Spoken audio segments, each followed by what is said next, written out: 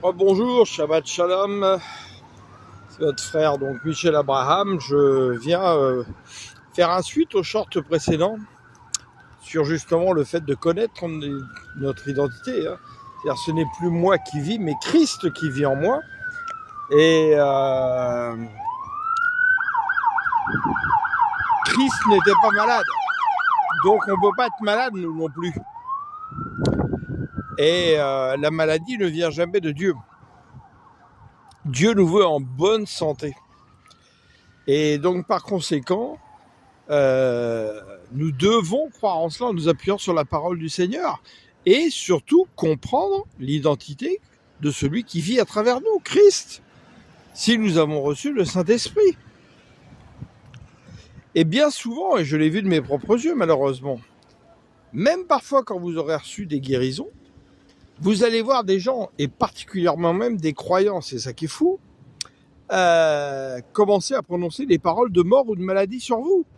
Oh, mais tu vas retomber malade, ou oh, ta maladie, ça se trouve, c'est un cancer, enfin, plein de choses comme ça. Eh bien, n'acceptez pas cela. N'acceptez pas des paroles de mort, des paroles de maladie sur votre vie. Tu vas finir dans la pauvreté, etc., etc. Parce que sinon, ça vient germer dans votre âme. Et ça va porter du fruit. Un fruit de mort. Alors quand on vous parle comme ça, dénoncez cela.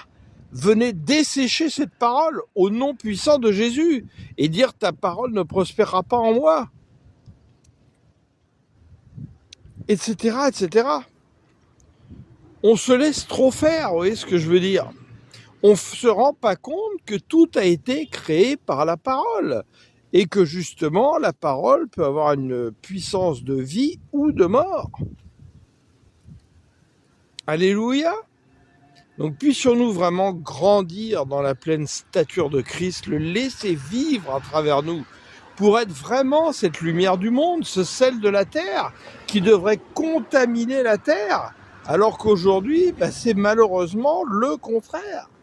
C'est le monde qui vient nous contaminer.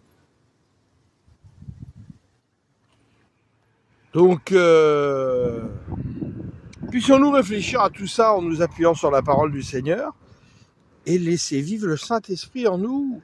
Combien d'entre nous préfèrent écouter des hommes qui parlent dans tous les sens, mais n'écoutent pas le Saint-Esprit, ne laissent pas la parole être illuminée par le Saint-Esprit en nous. Amen. Soyez bénis dans le nom du Seigneur.